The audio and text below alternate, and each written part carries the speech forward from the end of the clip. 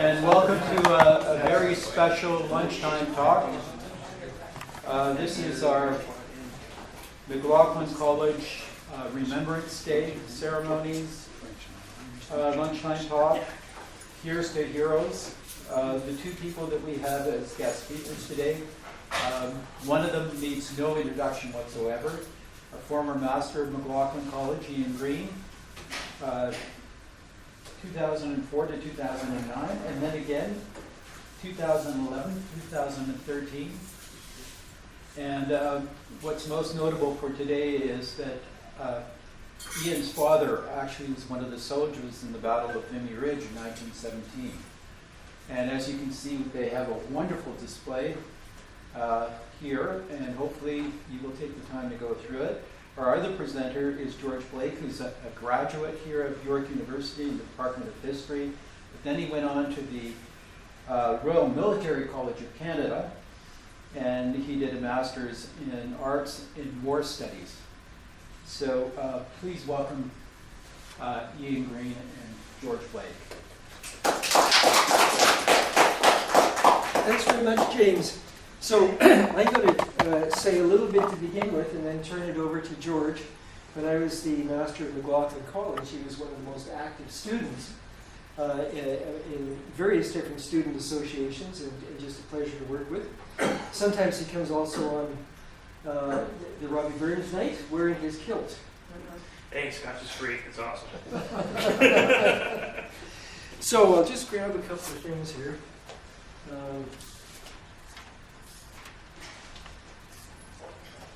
So as James mentioned, my dad was a soldier in the First World War. When I was born, my parents thought that they were past having kids, and they had just built their retirement home. My mom was 46, my dad was 54. Suddenly I appeared. So it was a big surprise, but I got to hear my dad's stories of Vimy Ridge. Dad didn't like to talk, like most soldiers, he didn't like to talk about the war a lot. It was not a pleasant experience. But he did tell me about Vimy Ridge, and he wrote a little bit about it in his memoirs. I'll just pass around. This is a picture of him. And his uniform is over here, 104 years old. Moth-eaten, smells of mothballs, but it's still there. And I grew up in a little town in Alberta called Innisfail. So when I'm finished giving these talks at McLaughlin College around November the 11th, it's going to go to the Historical Museum in Innisfail. They'd love to have it, mothballs and all. So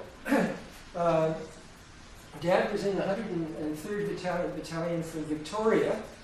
And he went over to England for training in 1915, and then to France in 1916 with I think it was the 59th Battalion at that point. And he was a signalman. He was had taken training as a teacher, and so if you had a little bit of extra education, they figured you should go into the signals. So at the First World War was a terrible war of attrition. Lots and lots and lots of lives lost needlessly. Where are these here? Oh, here they are. Yeah.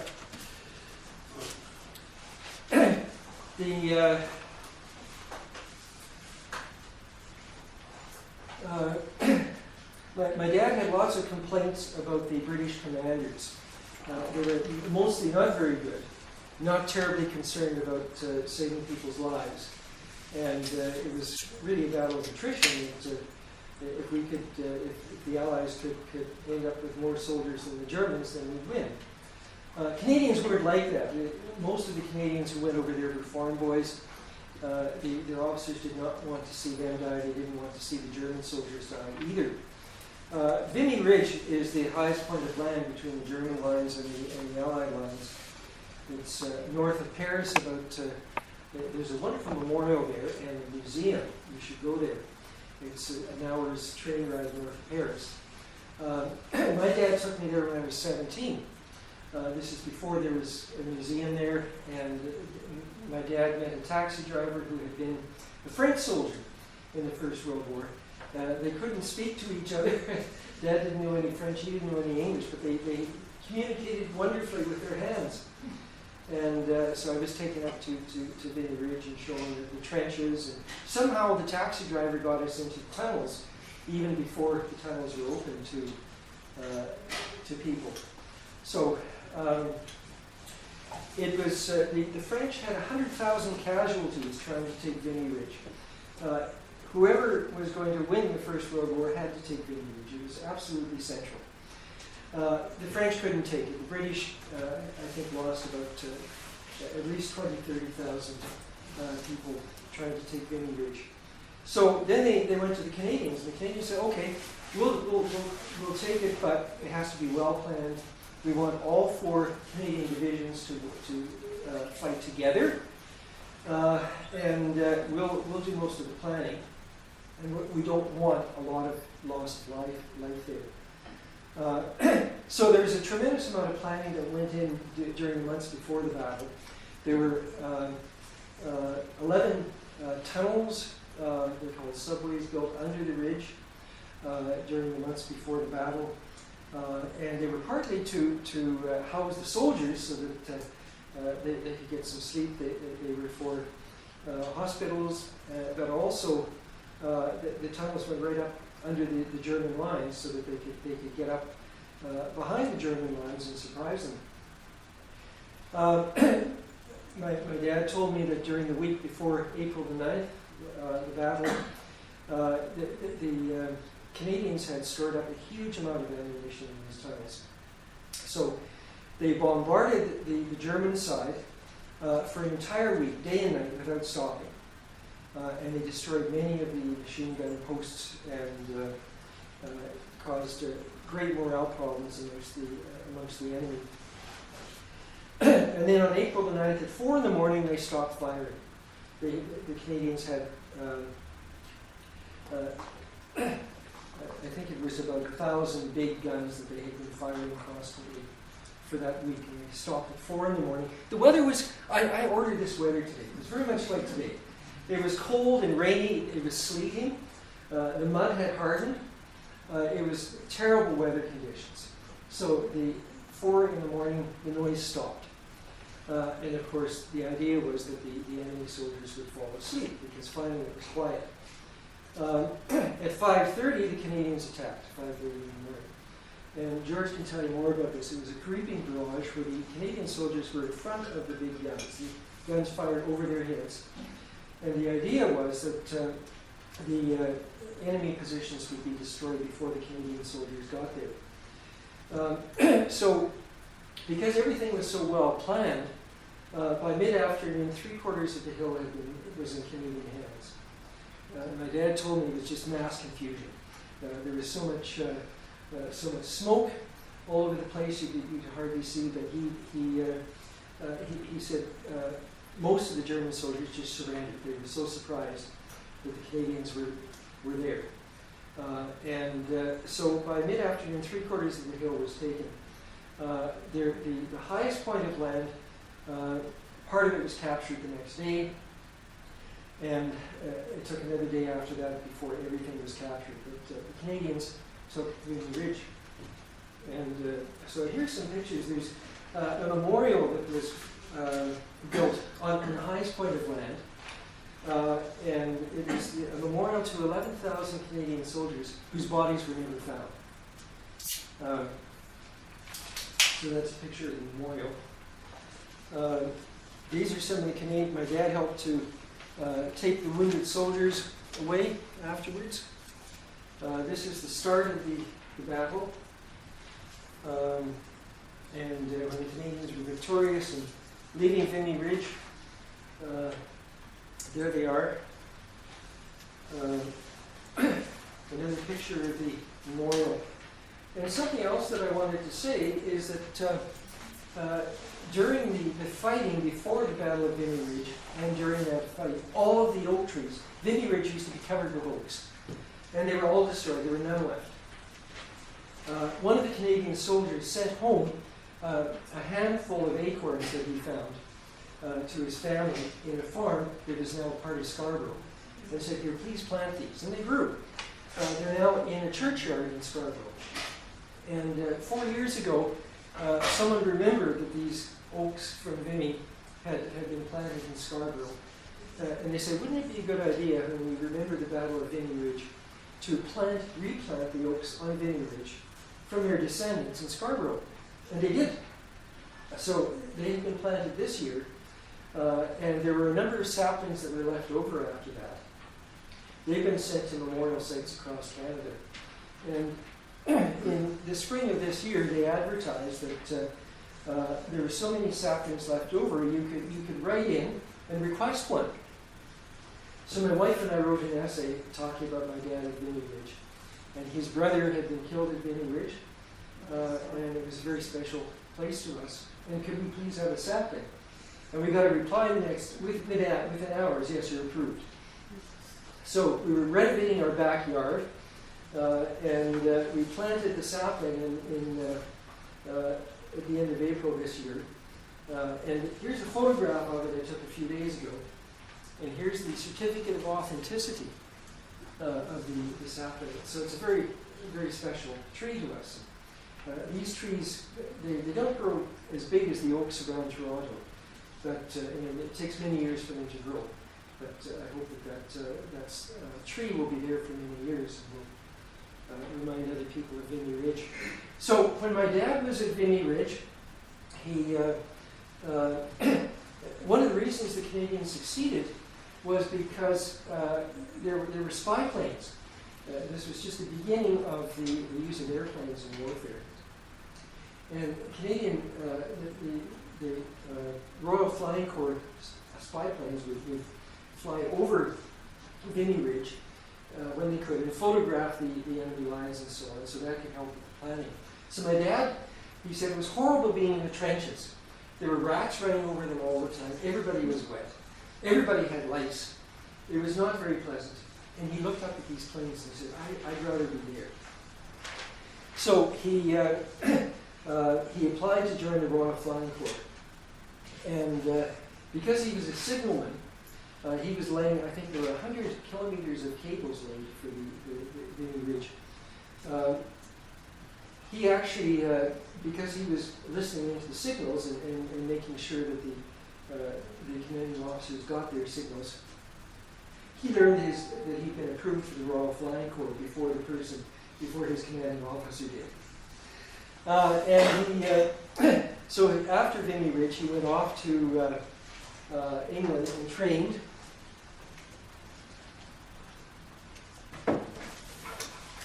Oh yes, and of course during the First World War, unfortunately gas was being used. So this was his gas mask. And when he was training to fly the biplanes, these were his goggles that had recently broken. So I'll pass those around too. Anyway, there were 15 people in his group. Of course, it was much more dangerous to learn to fly a biplane than to fight in the trenches because there was a huge casualty rate amongst those who were being trained. 20 minutes. Pardon? 20 minutes, average life expectancy of a pilot in the First World War. Oh, That was the, so most were killed in the first 20 minutes of their training. Yeah, place. that's right. Mm-hmm. So the 15 people that started off with my dad, only 5 lived.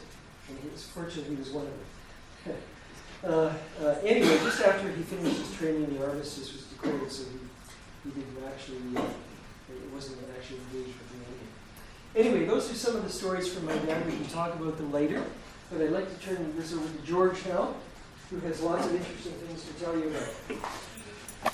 All right, mine's a little more formal than Ian's when it comes to the little talk. So, but I'll cover about 100 years of Canadian military history in about 40 minutes or so. So, bear with me for being a little vague on some things.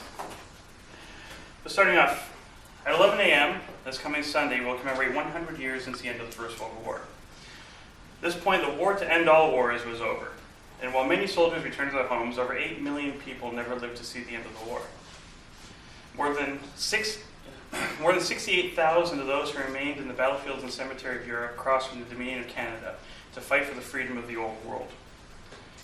As we all know, the term "the war to end all wars" was obsolete within 20 years. Once again, Canadians enlisted en masse, returned to Europe, and shipped up to Hong Kong to defeat the forces of Nazism and the aggression of Imperial Japan. By 1945, another 47,000 Canadians lay alongside their fathers, uncles, brothers who were killed in the First World War. The Second World War ended under the shadow of a mushroom cloud. Atomic weaponry created an unstable post-war atmosphere.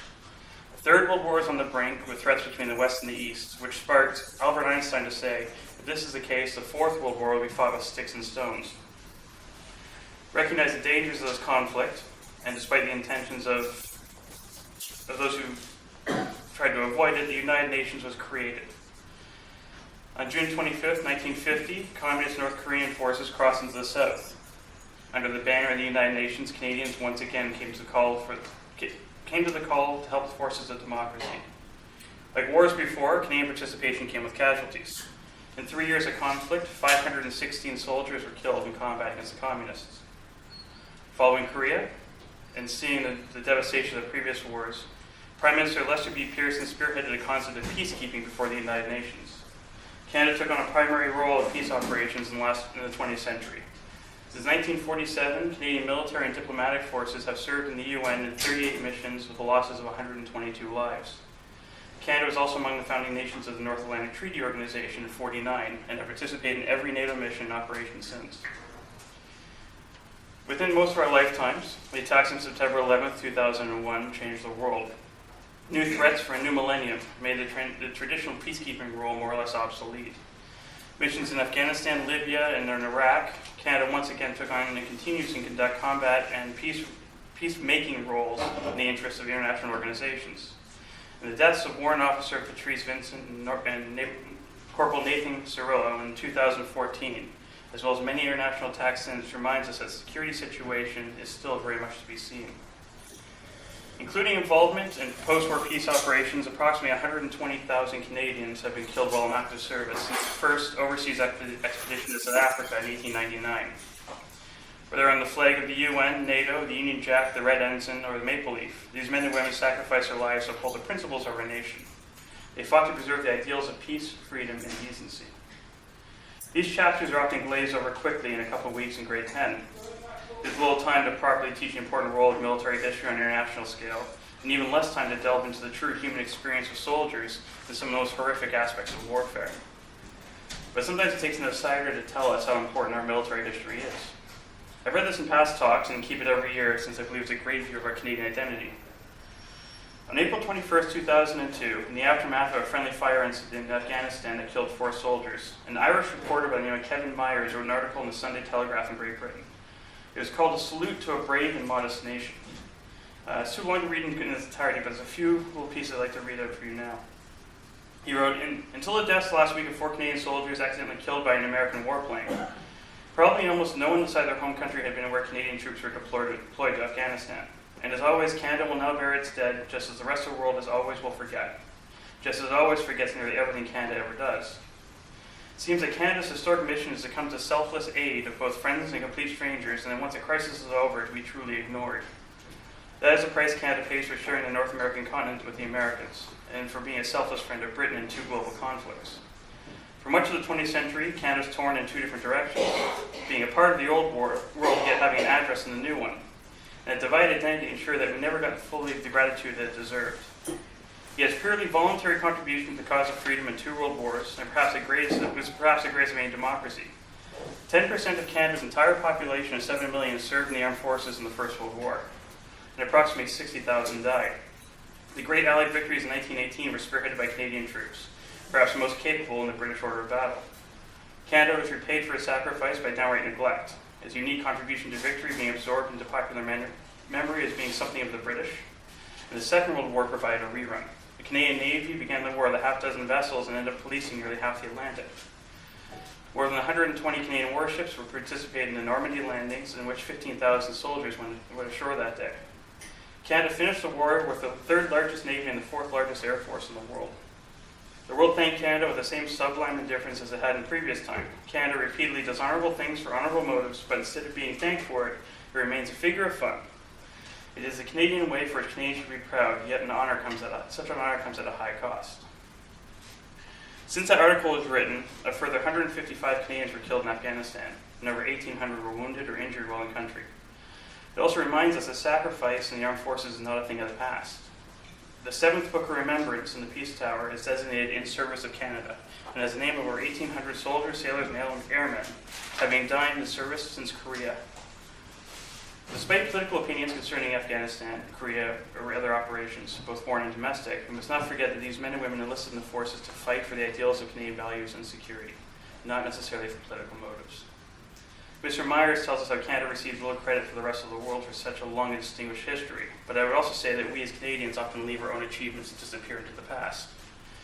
Many do not know there were 7,000 Canadians who volunteered to serve in the Boer War in South Africa in 1899. It is here that Canadians developed a reputation for being crack soldiers, known for marksmanship, horsemanship, and tactical innovation. They were also known for not exactly being the most disciplined soldiers, while still being among the best. Canadians received more bravery awards per capita than any other Commonwealth nation in the Boer War. In total, 96 Canadians have received the British Empire's highest honor. And besides Billy Bishop, 2 people can name a recipient of the Victoria Cross. The first Canadian to receive the Victoria Cross was not in France or in Belgium in the Great War, or even in South Africa in 1899. It was Colonel Alexander Dunn, born in Toronto, at the time York. He was awarded the highest medal for bravery for his actions in the charge of the Light Brigade in Crimea in 1854. Canadian contributions have spanned a lot further than just the First World War. He was later killed in Abyssinia in 1868. His final resting place lost to the world until Canadian soldiers involved in the UN mission in Ethiopia in 1998 were guided to his grave by local children who associated the word Canada on their uniforms to the place of birth on the headstone. Since we are in Toronto, I will actually give you a quick synopsis of another Toronto recipient from the First World War. 100 years ago, on September 27, 1918, Lieutenant Bobby Kerr was commanding the support company of the 3rd Toronto Battalion of the CEF. After flanking his company around a machine gun nest, he advanced alone and attacked another German gun position. With only a rifle, a pistol, and a swagger stick, which basically was a stick they used to beat soldiers into submission, Lieutenant Kerr captured 4 machine gun posts and took 31 prisoners by himself, making it impossible for his company to pass the position in relative safety. This was his 4th award for bravery, previously receiving the Military Medal and 2 military crosses, and in addition to multiple promotions, all before his 24th birthday. Kerr returned to Toronto after the war, dying 11 years later from a carbon monoxide poisoning incident while he waited for his car to warm up on his way to work at a metal factory. My great-grandfather, William Dixon, fought alongside Lieutenant Kerr in the 3rd Battalion. He enlisted in April 1915 until they both returned in April 1919. William was not present at the day of Kerr's VC because he was concussed by a German bomb 3 days before and was recovering in a medical facility that day. My great-grandfather, William Dixon, came to Canada in late 1912 from Cork, Ireland. As a Protestant in love with a Catholic girl, Canada was his escape from the troubles in his home country. He was a resident for less than 2 years before he enlisted to fight for his new home. Following his brief training with the 35th Battalion, the unit was disbanded, much like Master Greene's father. He was disbanded and he was posted to another battalion. He was posted to the 3rd in Ypres in Belgium. After 2 weeks in country, he was shot by a German sniper. The story I was told is that while he was crawling through no man's land, a German sniper was able to hit him right between the collarbone and the throat. And since he was leaning over, the exit wound came out of his lower back. So initially, he was put in the battalion ward that was being shot in the face, and his friend, who didn't believe that he was dead, pulled him out of found a pulse and pulled him out of the pile of dead bodies. After a short recovery of approximately 2 months, he was back in active service again. Again, 2 weeks in, at the attack of Mount Sorrel, after 10 days of hard fighting to get to the top of the hill, a light German counter-artillery attack, he was wounded again, where a piece of shrapnel took out a 6-inch section of his arm. After 4 weeks of recovery, he was back on the front lines before the Somme. Until the Somme, this was your helmet. This was his actual hat that he wore from 1915 to 1916. That was all that would protect your head. By the time you got to the Somme, they were issued these, the Mark I steel helmet, which, very crude, often you cut yourself on the edge because there's no edge banding on it or anything like that. Very crude, but it was enough to stop little bits of things from hitting you from a shell attack or from any type of aerial attack. In reality, it didn't provide much. It provided no protection from bullets and protected no protection from any seriously large pieces of shrapnel. He then went on to serve in Vimy Ridge, Passchendaele, and was in the final 100-day spearhead in 1918. His concussion at Bourlon Wood on September 15, 1918, would leave him deaf on the right side for the rest of his life. Despite this, he was on active service again by October 1918 in order to continue in the Canadian spearhead for the last 30 days. He did not return until April 1919. Upon his return, he reunited with his girlfriend, Margaret Curry, in Canada. They married and they had 4 children. One of which, at the age of 16 years old, came across a strapping young man named George Blake, my grandfather. She was 16, he was 20 years old, and he was just about to enlist into the army to fight the Nazis. They were married on New Year's Eve, 1942, and they were married because, despite her being 16, she went to her mother who wouldn't give her permission, in which her father, William, said, "He's one of the best men I've ever met. If you don't sign it, I will sign it." 2 days after their honeymoon, George was sent off to Italy. Actually, it was Africa, to fight in Italy. He initially wanted to become a pilot, join the Air Force, hearing the stories from his father-in-law and his own father, who served in Canada during the First World War. The issue was that in Canada, you had to have a college degree in order to be a pilot. They didn't trust a plane to just anyone who came in off the street. And so he initially joined the Air Force and tried to get a commission into the Royal Air Force, who were willing to take anybody that basically could breathe and could fly a plane. Initially, his pilot grades were good, and they tested him as an air gunner. From one of his friends, the story I heard is that the way they do it is a plane comes by carrying a flag behind, and you get in another plane with machine guns, and you're supposed to shoot the flag. My grandfather, who was taught by his father, who was quite a marksman, not only shot the flag, but then shot the rope right off the plane. Despite the huge reprimand he received when he landed, his grades were above and beyond when it came to an air gunner. The issues were that it now removed him from pilot training. As an air gunner, he flew 52 missions in Europe: Italy, Yugoslavia, and Greece. The 608 RAF Squadron, hunting subs, and then the Balkan Air Force doing missions for Tito in support of the partisans against the Germans. He came back in January of 1945 upon completing 52 missions, and went to the American Embassy and signed up to the USAAF, intent to fight in Japan because the European war was declining. My grandmother said that the greatest thing that ever happened was the atomic bomb, because it stopped my grandfather from fighting against the Japanese. When he returned, he never talked about the war itself. Most of what I found has been through his diaries, his logbooks, his letters. And he dwelled always on funny stories. There was a story when they took Sicily that Canadians, again, being not known for discipline, and a British air unit, were told that you were to march down the middle of the road. No deviations, no funny stuff. And when one of the other pilots said, "But sir, it is nothing. I want you to march down the middle of the road." What the other pilot was meaning to tell him was there was a fountain in the middle of the road when we got to the town square. The Canadian element of the 608 Squadron marched right up the road, up one side of the fountain, through the fountain, up the other side, and just kept going because they didn't want to deviate from their orders, no matter how ridiculous they were. That night, they decided to fill a bathtub full of rum in celebration, just because they could. In his diary, there is a listing that says "Get Norm."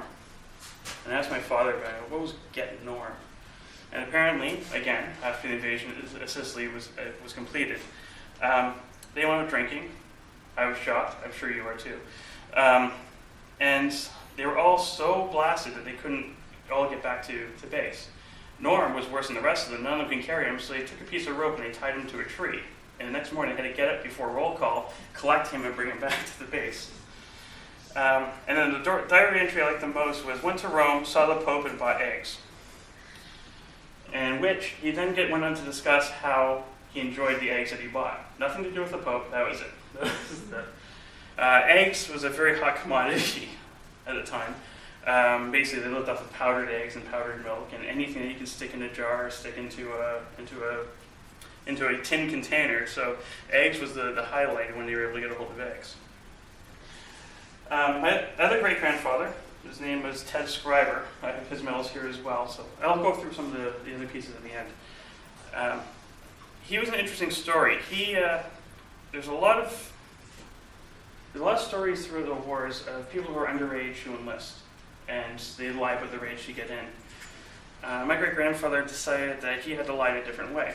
He was married with 3 kids, and until recently, he kept claiming that he was drafted. And we found his volunteer papers. He lied to the entire family in order to enlist.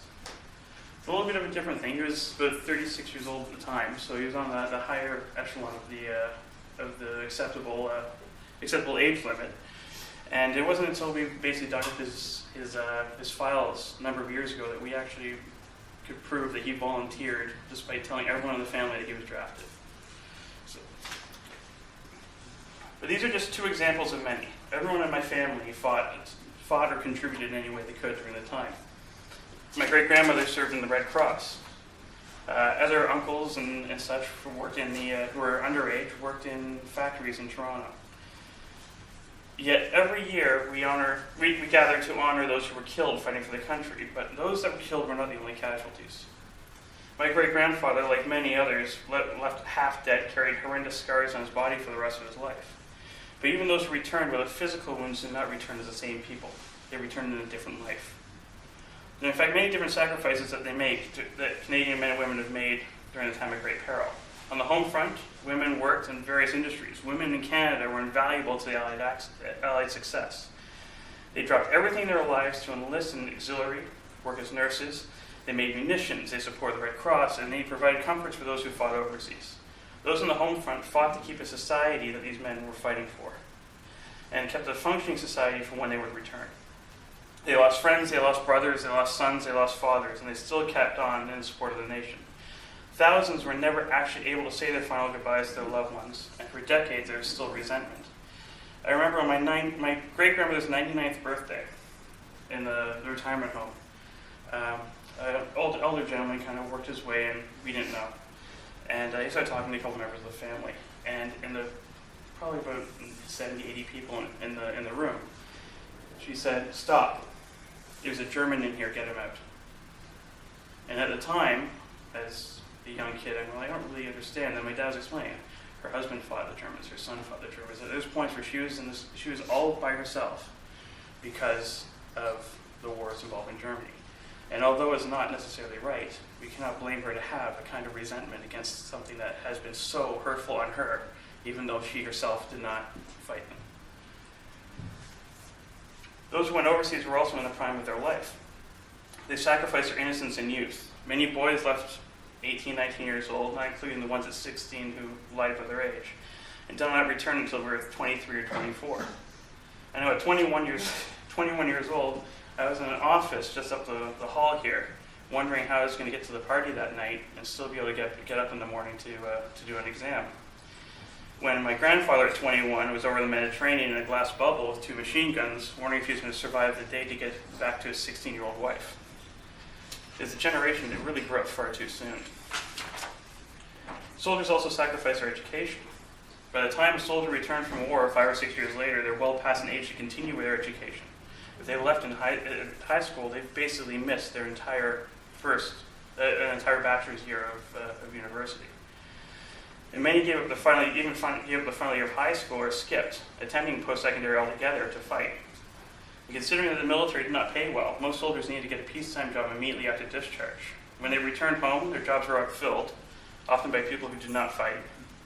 And many jobs were now requiring a higher level of education than was expected before, which they did not have. My grandfather, George Henry, actually came back to no job at all. He was a truck driver and a chauffeur before the war, and his positions had been filled. He actually had to go to Detroit to get the nearest job that was able to pay a reasonable wage. But the war and military lifestyle is also hard on the family. Military divorces have always been high. One of my great uncles was posted in North Africa with the 7th Armored Brigade, the Desert Rats, fighting Rommel. While in Tunisia, received word from his wife that she had left him. His kids were left at his parents. She married another man back home. To her, she needed someone with her. He was gone for 3 years, didn't write much, didn't talk much. And the thing that hurt him the most was the fact that she ran off with someone who did not serve. Many others returned under the influence of drugs or alcohol. Some had mental breakdowns, and others were not mentally stable enough to even return to civil society. Luckily, among my family members, the mental effects of war were relatively light, but they were still present. My grandfather could not sleep through an alarm clock. As soon as the alarm clock went off, he was on his feet. Alarm clocks sounded similar to the bells in the aerodromes when they were called. He would bang his boots together before he put them on every time. Something from the desert, where scorpions at night would often sleep in your boots because they were warm. So the day he died, every time he put his shoes on, he banged them together before he put them on to make sure there's no scorpions, despite being in Toronto. He was picky about Italian food. Okay, this wasn't a negative. It was because people over here just can't make it as well as the people who made it over there. And he developed a pure hatred for the color blue. As an Air Force member, it was what he wore every day. It was what the buildings were painted in, it was what his uniform was, it was what his shirt color was. Even to the point where he was given a new car with a new job in the 1960s and he had it repainted just to change the color from blue. Sacrifices in wartime also brought people together, though. On the home front, everyone chipped in to help others. People from all classes and backgrounds joined forces to keep the country moving on the home front as well as overseas. It created a brotherhood among people in the fighting front in particular. No tighter bond can be forged than between two people who trust in each other with their lives. My grandfather's best friend was a maritimer named Norm Britton. Norm was the other gunner on his plane. Although they were born thousands of miles away, they were born 1,000 miles apart and lived provinces away. They were closer than brothers.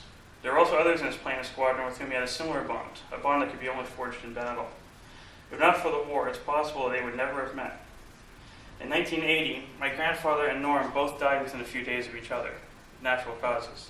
By the time the notifications went out, neither had ever known that the other one had passed. Following wars, the cases of PTSD, the loss of friends and loved ones, racism, anger, as well as difficulty in keeping families together are only some issues that faced our veterans in the past who are considered to be the lucky ones. Today, the same sacrifices are made by serving members of the forces. Life in the armed forces, whether domestic or foreign, has never been easy. The risks have always been present in peace and in combat. Approximately 120,000 Canadians have been killed in active service and buried in over 70 countries. The brave people of Canada have always been willing to do whatever necessary to preserve peace, freedom, and to fight oppression. Not all of our heroes were awarded Victoria Crosses or other medals. Not all of our heroes are buried in foreign lands, and not all of our veterans are old men selling poppies outside the beer store. Many are right here living in our neighborhoods, riding on the subway or out buying milk. They're ordinary people who sacrificed during an extraordinary time. Those who dropped everything in their lives to defend something greater than themselves, the values of our nation. In November, we see poppies appearing on lapels. And Canadians, we gather on the 11th to honor those who made the ultimate sacrifice. But we must also remember the sacrifice of those who returned. We must respect the sacrifice of parents, spouses, siblings, and children, of those who fought and died. Thank the people on the home front, the munition workers, the office employees, the women who dropped their own lives to keep the country functioning while the vast majority of the male workforce fought overseas. A shell made by the wife can save the husband's life was an order of the day. We must also thank supporters home and on the fields who kept up morale through letters, care packages, postcards, which gave soldiers reason to continue to fight and someone to fight for. Even if you disagree with politics, show support for the members who have joined the forces who have shown that they are willing to face these sacrifices on your behalf. In conclusion, I'd like to say, please wear your poppy proudly. Please take time out, not just on Remembrance Day, but throughout the year to thank veterans. Visit a cenotaph, read of the horrors experienced by soldiers in war and what they faced to preserve our country and what they had to do so you didn't have to fight. Thank you.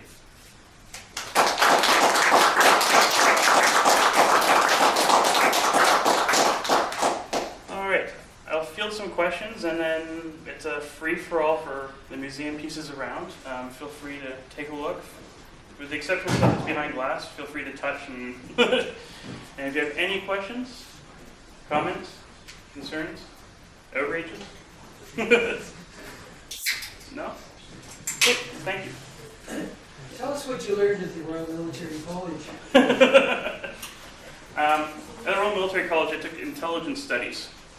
And a lot of what I learned at RMC was that there's a lot going on in the background that we don't know about. But at the same time, I don't know how to really get into it without going too technical. There's a lot more than it seems. Things are very easy in hindsight to come back and say, we should have done this, we should have done that, we should have known this, we should have known that. And the reality is that intelligence in particular, it's a puzzle with no picture. So basically, you're trying to piece random pieces together, and once it's all together, I'm going, yeah, of course, it should look like that. But the reality is beforehand, all you see is a bunch of pieces that are spread out. And that's one of the main things I learned doing intelligence studies at RMC, is that things in hindsight are a lot easier to look at, especially when you get situations now with terrorism and special operations. That we can look back and say, well, the FBI should have talked to the CIA, except the FBI didn't know they had to talk to the CIA. So that's one of the main things I learned there. Yeah, without getting into crazy little detailed things concerning special operations and like the SAS in the desert and things like that, then it's a wonderful program the RMC has in the war studies. Only about 20 people a year get admitted that are not military, and it's a very interesting program because you learn a lot from professionals, not just from professors and academics. And I got one of my professors was actually in Sudan working on the peace negotiations at the time that she was instructing our course. So a lot of that, we were getting the up-to-date information via Skype of what was going on there day to day. And I don't even remember what the course was. I just remember that stuff. That was the... yeah, so that's what I got about it. Yes? If I wanted to look up what legion or whatever, my dad was in the Air Force for World War II, where would I look for? For World War II, do you have any documentation, anything, or just? I don't have to ask my brothers for it. Yeah. If you have something where you can get World War II is very difficult because World War II is still under the Freedom of Information Act. World War I is full public record. So World War I, actually I must have World War I, anyone can trace a relative from the First World War in Canada. It's the Second World War. Yeah, but I'll get to the Second World War. I might as well do it for everybody. World War I, you can trace down, if you have a name, you have a number, you can trace down a file, and it's about $30, and you get I've got one right here. And you get basically, it's a crap load of paper explaining every file that the archives have on your relative. And it's just available to anyone. You can look up anyone, anytime, and just get the file sent. World War II still qualifies under the Freedom of Information Act, and there's a lot of things that still have top secret holds on files. If you can find out a unit, you can get general histories on a unit. So if you find out a squadron, you go online and find out about a particular squadron. In Canada, it's fairly easy to track because we kept really good records during the Second World War and the First World War. The problem is if they were involved in a unit in Britain or in Europe, it's very difficult because a lot of the records were lost or just not kept. So general histories you can find if you can get a unit. With a name and a serial number, you can get a Freedom of Information request, where you can send a request to the archives, and they may be able to get you some information. They may be able to get a profile of a few documents to help out. But a lot of it, even for the Second World War, unless you have the pieces in, like the actual information in hand, like logbooks and diaries and such, a lot of it is still yet to be processed for public consumption. So if you have a name and a serial number, you could be able to get information from the Canadian archives. If with just a name, it's extremely difficult unless it's very unique to the. So does that help? That's the. I'll have to see if I don't know whether my stepmother is gone, but my brothers may have kept the stuff, so I might be able to ask them where it is. Yeah, so absolutely. I don't know whether they've stopped it. I mean, obviously, that's a job. With a name and a serial number, you can usually get quite a bit of information. With a unit number, whether it's a battalion, a regiment, or a squadron, you can look up a general history of what they did, and if you have a time period, there's a lot of them now that have their war diaries are released. So the daily logs in the diaries, and if you can get the timeline when they were there, you can find out what they were doing at the time. It's usually not pertaining to an actual person, but it will be pertaining to what the unit was doing. So when they're in the Air Force, is it Union squadron or what is it? It's a squadron. Squadron. Yeah. Canadian squadrons were usually in the 400 series, and then British squadrons usually before and after. That's one aspect of looking into it. With most of my grandfather's stuff, he kept everything. I have his logbooks, I have his diaries, I have his papers. My grandfather and grandmother wrote every single day during the war.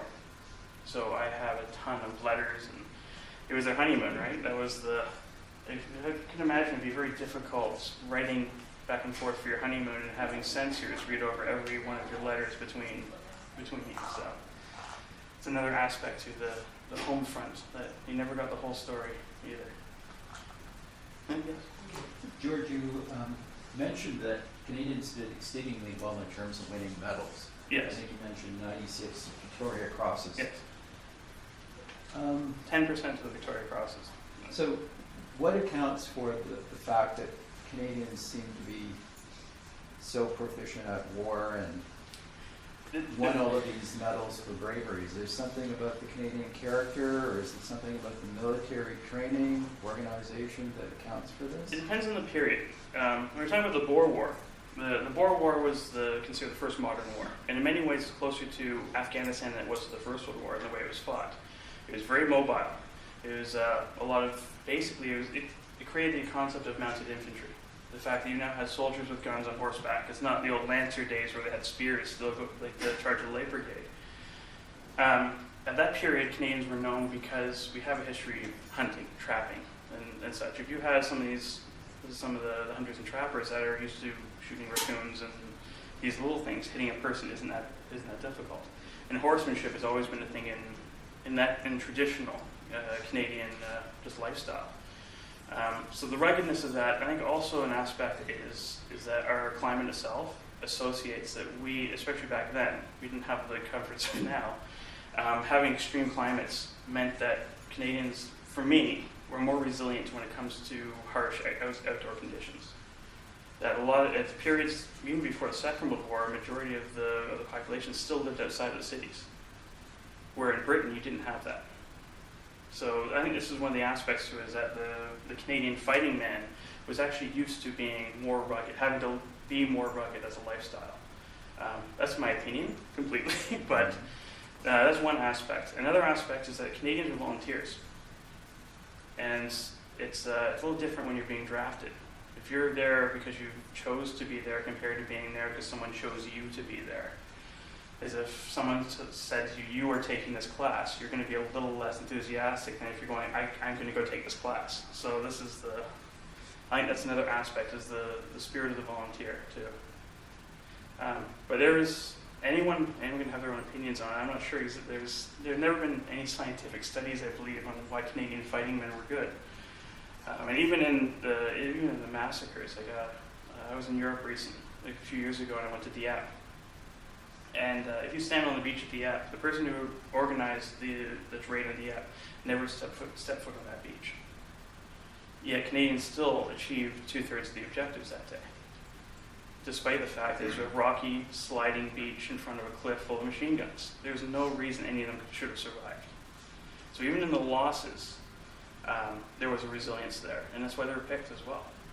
In the spearhead in 1918, the last 100 days, Canadian forces basically went right through Belgium and Holland and France, just clearing the Germans out.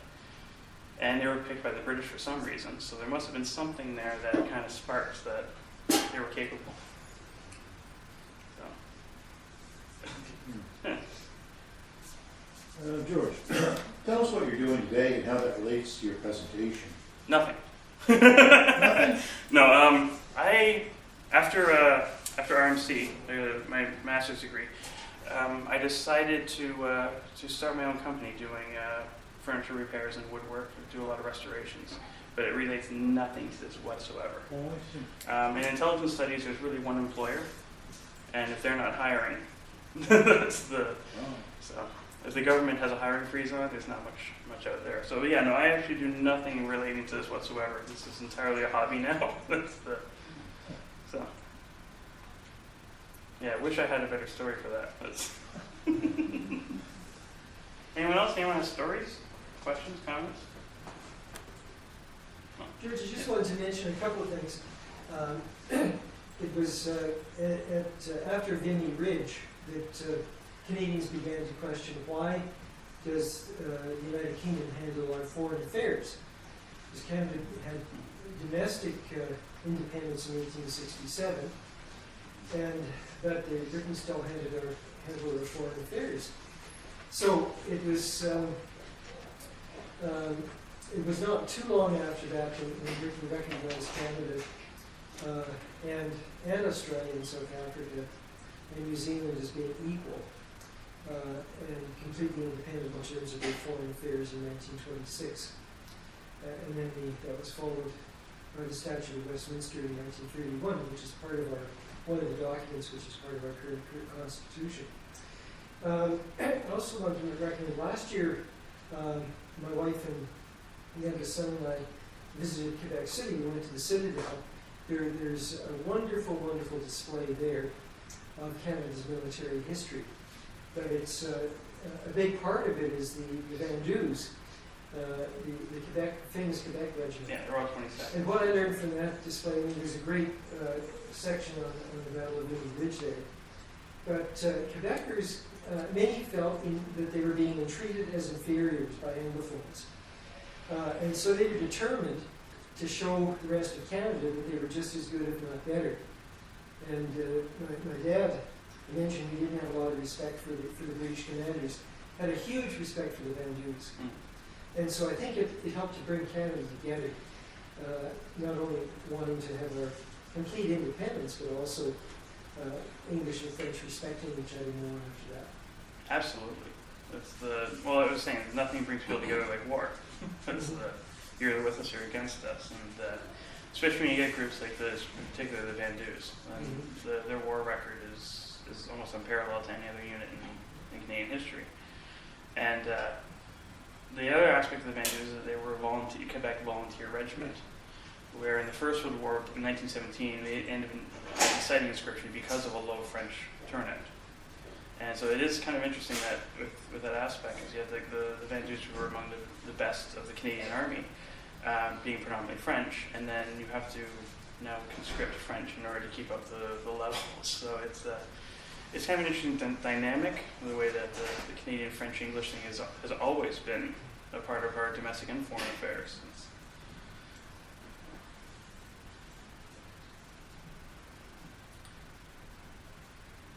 Yes? Just a comment. Anyone would be interested in experiencing this on a more emotional musical level, the Toronto Symphony Orchestra this year, they're doing Bergman's War Requiem, and it is a really powerful piece. So, and I think their last performance is going to be on the 10th. Where? Toronto Symphony Orchestra. Where's it going to take place? At the Roy Thompson Hall. Right. They probably still have tickets, although I'm not sure. But It's probably sold out by now. I heard it was good before. It's good to know. All right. In that case, I think I'll call it.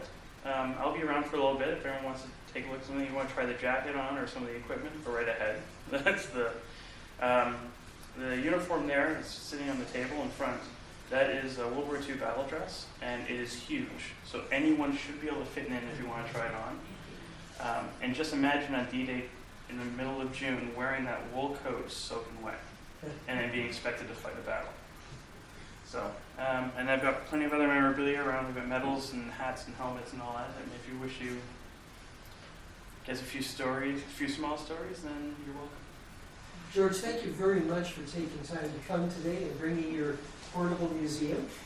It's been absolutely fascinating. Thank you very much.